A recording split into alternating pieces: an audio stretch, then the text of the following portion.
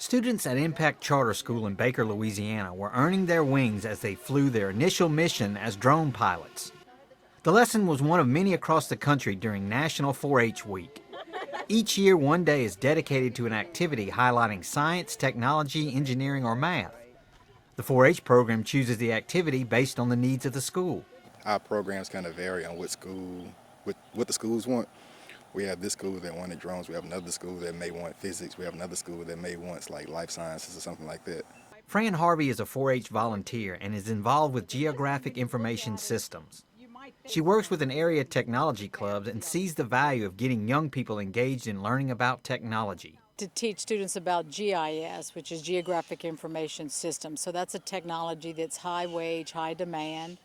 We've created an industry-based certification for high school students to earn and achieve. Some students were apprehensive at first, but they soon got the hang of operating the drones.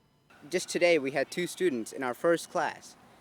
They said they never flew a drone before, but they were top-notch. The students enjoyed the opportunity to fly the drones, even though conditions made it more difficult.